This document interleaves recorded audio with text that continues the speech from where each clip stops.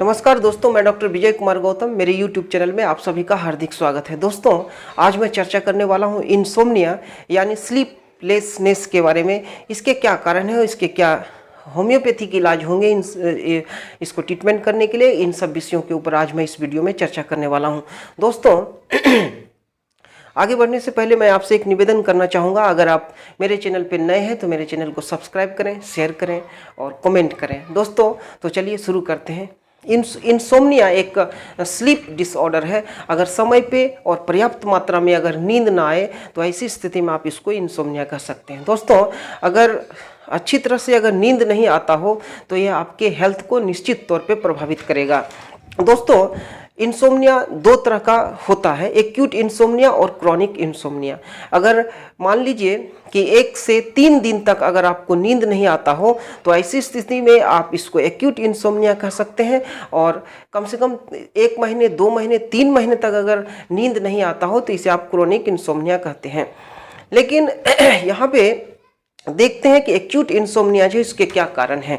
जहाँ तक acute insomnia का बात है तो इसमें 2 इम्पॉर्टेंट है। पहला है एक स्ट्रेस। अगर किसी वजह से आपके माइंड में अगर स्ट्रेस रहा हो तो ऐसी स्थिति में एक्यूट इंसोम्निया डेवलप कर सकता है। जैसे कि मान लीजिए अगर हेल्थ रिलेटेड कोई इशू हो, हेल्थ रिलेटेड कोई प्रॉब्लम हो तो ऐसी स्थिति में एक्यूट इंसोम्निया हो सकता है। या फिर किसी फैमिली डिस्प्यूट रहा हो, फैमिली में कोई प्रॉब्लम रहता हो तो ऐसी स्थिति में भी जो है एक्यूट इंसोम्निया डेवलप हो सकता है। या फिर इसके अलावा आप कह सकते हैं जॉब रिलेटेड कोई प्रॉब्लम हो, आप जहाँ पे भी कार्य करते हैं वहाँ पे अगर किसी तरह का प्रेशर हो और इससे अगर स्ट्रेस डेवलप हो तो ऐसी स्थिति में इंसोम्निया डेवलप हो सकता है। इसके अलावा आप देखेंगे लव लाइफ में भी अगर किसी तरह का प्रॉब्लम हो, किसी तरह का स्ट्रेस रहता हो तो ऐसी स्थिति में भी एक्यूट इंसोम्निया डेवलप कर सकता है। दोस्तों, अब दूसरे एक्यूट इंसोम्निया के कारणों को अगर देखा जाए तो एक स्लीप हैबिट है। स्लीप हैबिट की वजह से भी एक्यूट इंसोम्निया कभी कभी डेवलप कर जाता है।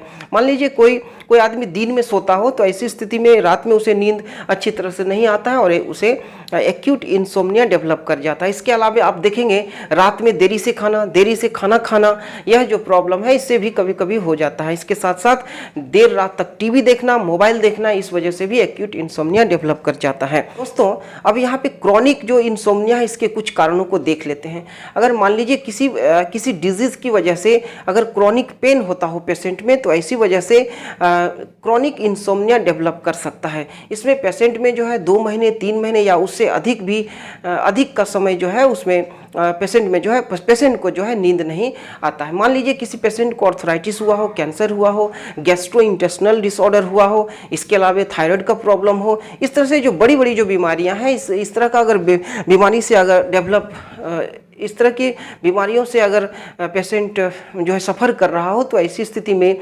क्रॉनिक इंसोम्निया डेवलप कर सकता है। इसके अलावा किसी पेशेंट में देखेंगे अगर प्रोस्टेट से रिलेटेड कोई प्रॉब्लम है तो उस पेशेंट में भी जो है क्रॉनिक इंसोम्निया डेवलप कर जाता है। इसके अलावा महिलाओं में देखेंगे मेनोपॉज के बाद देखेंगे महिलाओं में जो है क्रॉनिक इंसोम्निया डेवलप कर जाता है।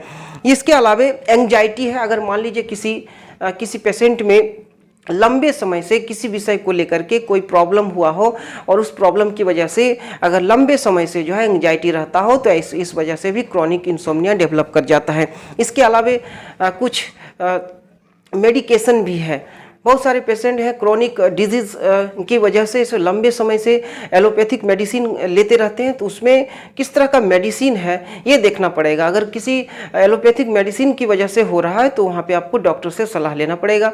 अगर तो एक मेडिकेशन की वजह से भी आप कह सकते हैं क्रॉनिक इंसोम्निया डेवलप कर जाता है। इसके अलावा बहुत सारे पेशेंट में ये भी देखा गया है अल्कोहल ज़्यादा यूज करते हैं, चाय, कॉफ़ी इत्यादि काफ़ी मात्रा में यूज करते हैं, इस वजह से भी उनको जो है क्रॉनिक इंसोम्निया डेवलप कर जाता है। दोस्तों, अगर पेशेंट में कोई बड़ी डिजीज़ का हिस्ट्री नहीं रहा हो और उसे इंसोम्निया हो तो ऐसी स्थिति में जो है कुछ टेस्ट भी किया जा सकता है। जैसे आप ब्लड टेस्ट किया जा सकता है, उसमें TC, DC, ESR, HB और सेरम TSH और इसके अलावा क्रिएटिनाइन और यूरिक एसिड का भी इसमें टेस्ट किया जाता है। इसके साथ साथ ESG भी किया जा सकता है। दोस्तों मैं यहाँ पे कुछ सजेशन देना चाहूँगा जिससे आपको इंसोम्निया में कुछ लाभ होगा। इसमें पहला है, आपको जो है बेड टाइम यानी कि सोने का जो समय है, सोने जागने का जो समय है, यह आपको समय फिक्स करना पड़ेगा। और इसके अलावा जो है आप कुछ फिजिकल एक्टिविटी कर सकते हैं, योग प्राणायाम कर सकते हैं। प्राणायाम में आपको अनुलोम विलोम, कपालभाति और बाह्य प्राणायाम जो है काफ़ी इंपॉर्टेंट है। इससे आपको इंसोम्निया में काफ़ी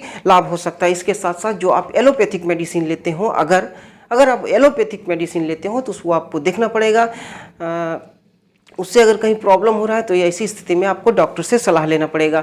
इसके साथ साथ दिन में जो सोने का हैबिट है इसको आपको छोड़ना पड़ेगा। इसके साथ साथ अब दोस्तों अपने बेडरूम को कंफर्टेबल बनाना पड़ेगा। बेडरूम अगर आपका कंफर्टेबल रहेगा तो आपको नींद जो है अच्छा आएगा। इसके साथ साथ दोस्तों एक और मैं सजेशन देना चाहूँगा, सुबह के वक्त और शाम के वक्त जो है चाय कॉफ़ी इत्यादि इस तरह का जो पेय है इसको आपको छोड़ना पड़ेगा। ये था कुछ सजेशन जिससे आपको इंसोम्निया में लाभ होगा। अब दोस्तों मैं यहाँ कुछ होम्योपैथिक मेडिसिन जिसके आधार पे इंसोम्निया का ट्रीटमेंट होगा उसके बारे में मैं करना चाहता हूं, इसलिए कि इंसोम्निया एक स्लीप डिसऑर्डर है और यह एक कॉन्स्टिट्यूशनल डिसऑर्डर है। इसलिए होम्योपैथी का जो मान्यता है, treat the patient not the disease, इसी के आधार पर यानी कि आप कह सकते हैं इंसोम्निया के पेशेंट को आप कॉन्स्टिट्यूशनल ट्रीटमेंट के माध्यम से ही इसको ठीक कर सकते हैं। लेकिन हाँ, अगर कि कोई पर्टिकुलर कोजिशन रहता हो, पर्टिकुलर कोजिशन हो तो ऐसी स्थिति में उस कोजिशन के ऊपर अवश्य ध्यान दिया जाएगा। इसके अलावा आप कॉन्स्टिट्यूशनल ट्रीटमेंट ही करेंगे या फिर पेशेंट को जो है कॉन्स्टिट्यूशनल ट्रीटमेंट ही लेना पड़ेगा, तब जाकर के उनको जो है इंसोम्निया में लाभ हो सकता है। दोस्तों मैं पहला होम्योपैथिक मेडिसिन आर्सेनिक एल्बम को ले रहा हूं। अगर इंसोम्निया के साथ साथ पेशेंट में अगर मेंटल रेस्टलेसनेस रहा हो तो ऐसी स्थिति में जो है आर्सेनिक एल्बम का प्रयोग किया जा सकता है। इसके साथ साथ पेशेंट में देखेंगे लॉन्ग लास्टिंग एंग्जाइटी है, उनको एंग्जाइटी काफ़ी होता है, इस वजह से भी उनके अंदर जो है इंसोम्निया डेवलप कर जाता है। इसके साथ साथ रेस्टलेसनेस की वजह से, मेंटल रेस्टलेसनेस की वजह से उनके अंदर जो है फियर ऑफ डेथ भी होता है, यानी मृत्यु का भय होता है। और इसके साथ साथ आर्सेनिक एल्बम का जो पेशेंट है चिली होता है, चिलीनेस उनके अंदर काफ़ी है, चिली पेशेंट होता है आर्सेनिक एल्बम का पेशेंट। और इसके साथ साथ काफ़ी फेस्टिडियसनेस होता है। जहाँ तक इसके पोटेंसी की बात की जाए तो इसे आप 30 पोटेंसी में कम से कम 8 से 10 डोज देंगे और 20-25 दिन वेट करने के बाद 200 में 2 डोज देंगे और उसके बाद फिर 1 mg का प्रयोग किया जा सकता है। दोस्तों अब मैं दूसरा मेडिसिन कॉस्टिकम को ले रहा हूँ। कॉस्टिकम के पेशेंट में आप देखेंगे इंसोम्निया के साथ साथ इनको जो है मेंटल एंग्जाइटी होता है और काफ़ी रेस्टलेसनेस होता है। इसके साथ साथ आप देखेंगे इनका जो फर्स्ट स्लीप होता है काफ़ी डिस्टर्ब होता है, यानी कि जब ये सोने के लिए जाते हैं तो इनको तुरंत नींद नहीं आता है। इसके साथ साथ आप देखेंगे कॉस्टिकम का पेशेंट काफ़ी चिली होता है और चिली होने के साथ साथ इनको जो है पंजेंट फूड यानी कि तेल मसालेदार जो चीज़ें होता है इस तरह की चीज़ों को खाना ये पसंद करते हैं और जो है इनको जो है मीठा पसंद नहीं होता है, यानी कि एवर्सन टू स्वीट होता है। अगर कॉस्टिकम के पोटेंसी की बात की जाए तो इसको भी आप 30 पोटेंसी में कम से कम 8 से 10 डोज देंगे और 20 से 25 दिन तक वेट करेंगे, उसके बाद 200 या 1 mg में इसका भी प्रयोग किया जा सकता है। तो मैं अब यहाँ पे तीसरा मेडिसिन कोफिया क्रूडा को ले रहा हूँ। कोफिया क्रूडा का जो पेशेंट होता है sleeplessness due to the mental excitability, यानी कि मेंटल एक्साइटमेंट की वजह से कोफिया क्रूडा का जो पेशेंट है उसमें इंसोम्निया डेवलप कर जाता है। यानी आप कह सकते हैं कि मेंटल एक्टिविटी जो है यह काफ़ी ज़्यादा होने की वजह से पेशेंट अगर मेंटल एक्टिविटी ज़्यादा कर रहा हो और इस वजह से अगर इंसोम्निया डेवलप किया हो तो यहाँ पे आप कोफिया क्रूडा का प्रयोग कर सकते हैं। इसके साथ साथ आप देखेंगे आनंद से कोई ऐसा खबर हो, कोई ऐसा न्यूज़ हो जिसमें कोई आनंद का खबर हो, खुशी का खबर हो और इस वजह से क्या होता है कभी कभी जो है कोफिया क्रूडा का पेशेंट जो है उसमें इंसोम्निया डेवलप कर जाता है। इसके साथ साथ कोफिया क्रूडा के पेशेंट में आप देखेंगे इंसोम्निया के साथ साथ हल्का नींद, यानी पहले उनको नींद नहीं आता है, उसके बाद कुछ देर के बाद जो है आप देखेंगे इंसोम्निया के पेशेंट में हल्का मतलब लाइट स्लीप होता है इनको। अगर इसके पोटेंसी की बात की जाए इसमें आप 30 पोटेंसी उसी तरह से आप प्रयोग कर सकते हैं, कम से कम 8 से 10 डोज तक और 20 से 25 दिन तक वेट करेंगे और 200 या फिर 1 mg में भी यहाँ पे भी प्रयोग किया जा सकता है। दोस्तों अब मैं दूसरा मेडिसिन हायोसेमस को ले रहा हूँ। हायोसेमस का जो पेशेंट होता है ग्रेट रेस्टलेसनेस की वजह से भी इनके अंदर जो इंसोम्निया डेवलप कर जाता है। कभी कभी आप देखेंगे इसमें हायोसेमस का जो पेशेंट है इनको कन्वल्सन भी होता है। कन्वल्सन के इंसोम्निया के साथ साथ इनको जो है कन्वल्सन भी होता है है, मसल जो इनका ट्विचिंग होता है, मसल में जो है एक कंपन, एक तरह का ट्विचिंग होते रहता है। इसके साथ साथ आप देखेंगे जो भय की वजह से नींद में जो है इनको भय लगता है और भय की वजह से इनका नींद जो है टूट जाता है। तो ऐसी स्थिति में जो है आप हायोसेमस का प्रयोग कर सकते हैं। हायोसेमस का जो पेशेंट है काफ़ी जिलियस होता है, यानी कि सालू प्रकृति का होता है और काफ़ी सस्पिशियस होता है। हायोसेमस का जो पेशेंट है काफ़ी जिलियस और काफ़ी सस्पिशियस माइंडेड होता है। अगर इसके पोटेंसी की बात की जाए तो यहाँ पे आप 30 पोटेंसी में या फिर 200 या फिर 1 में प्रयोग कर सकते हैं। 30 में अगर हो तो कम से कम 8 से 10 डोज और 200 में से 2 या 3 डोज आप इसे दे सकते हैं, कम से कम 20 से 25 दिन वेट करने के बाद।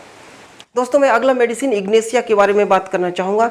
अगर इग्नेशिया के पेशेंट में देखेंगे इंसोम्निया के साथ साथ इनको जो है लॉन्ग लास्टिंग ग्रीफ होता है, यानी किसी ग्रीफ की वजह से इनके अंदर इंसोम्निया डेवलप कर गया हो, या फिर शौक रहता है इनको, किसी बात को लेकर के इनको शौक हुआ हो, या फिर डिसअपॉइंटेड लव रहा हो, तो ऐसी वजह से भी इनके अंदर इंसोम्निया डेवलप कर जाता है। इसके साथ साथ आप देखेंगे इंसोम्निया के पेशेंट को ड्यूरिंग स्लीप जर्किंग, यानी कि सोते वक्त इनको झटका लगता है और झटका के लगने की वजह से यह जो है पेशेंट उठ के बैठ जाता है, यानी कि उसका नींद जो है इस वजह से भी टूट जाता है। यह एक इम्पॉर्टेंट सिम्टम है। इंसोम्निया का पेशेंट जो है बार बार पानी का स्वप्न देखता है, यानी कि जल का स्वप्न देखता है।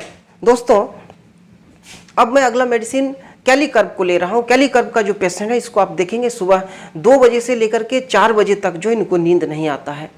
अगर इस तरह का सिम्टम रहा हो, अगर टाइम मॉडलिटी इस तरह का मिलता हो तो आप समझ लीजिए ये कैलीकर्ब का ही पेशेंट है, और इसको जो है कैलीकर्ब का, इस तरह के पेशेंट में जो है कैलीकर्ब का प्रयोग किया जा सकता है। इसके साथ साथ आप देखेंगे ड्यूरिंग स्लीप जो है सोते वक्त जो है पेशेंट जो है कैलीकर्ब का जो पेशेंट है चिल्लाता है, कभी रोता है, कभी दांत रगड़ता है, ग्राइंडिंग टीथ कर सकते हैं। तो इस तरह का जो अगर सिम्टम मिले तो आप समझ लीजिए यह कैलीकर्ब का पेशेंट है। इसके अलावा आप देखेंगे कैलीकर्ब का जो पेशेंट है काफ़ी चिली होता है, चिलीनेस इसके अंदर काफ़ी होता है। इसके साथ साथ प्रोफ्यूज पर्सपेरेशन, यानी कि पसीना इनको काफ़ी ज़्यादा होता है, वीकनेस होता है। इसके साथ साथ ओबेस टेंडेंसी भी हो सकता है।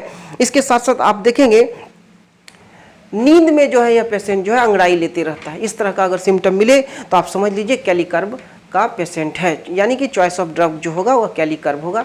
अगर इसके पोटेंसी की बात की जाए तो इसे आप 30 पोटेंसी में या फिर 200 या 1 में दे सकते हैं अकॉर्डिंग टू द सिचुएशन। दोस्तों मैं अगला मेडिसिन लेकेसिस को ले रहा हूँ। यहाँ पे लेकेसिस में देखेंगे इंसोम्निया के साथ साथ इनका जो है सारा कंप्लेन जो है ड्यूरिंग स्लीप एग्रेवेट होता है, यानी कि सोते वक्त जो इनका कंप्लेन एग्रेवेट कर जाता है। तो ऐसी स्थिति में आप समझ सकते हैं यह लेकेसिस का पेशेंट है।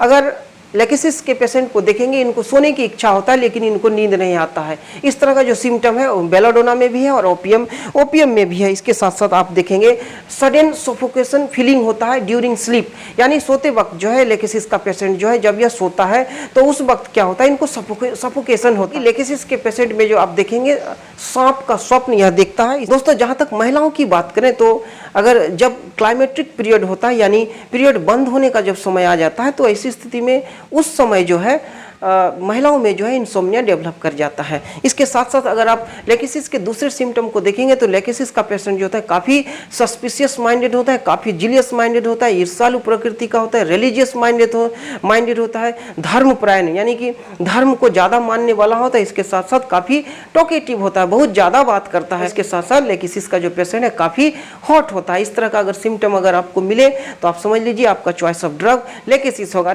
जहाँ तक लेकेसिस के पोटेंसी की बात की जाए तो इसे आप 30 पोटेंसी में कम से कम 8 से 10 डोज देंगे और उसके बाद कम से कम 20 से 25 दिन तक इसके लिए वेट किया जाएगा। और उसके बाद अगर पेशेंट में देखा जाएगा अगर सिम्टम क्रॉसपेंड कर रहा हो तो ऐसी स्थिति में 200 या फिर 1 में इसका प्रयोग किया जा सकता है। दोस्तों ये था कुछ होम्योपैथिक मेडिसिन जिसके द्वारा इंसोम्निया का इलाज किया जा सकता है। इसलिए कि ये वीडियो काफ़ी बड़ा हो जाएगा, इसलिए मैं यहाँ पे कुछ मेडिसिन के बारे में चर्चा किया हूँ और इसके बाद में अगले जो वीडियो आएगा उसमें इंसोम्निया के बारे में कुछ और मेडिसिन के बारे में मैं चर्चा करूँगा। तब तक के लिए नमस्कार, जय हिंद, जय भारत।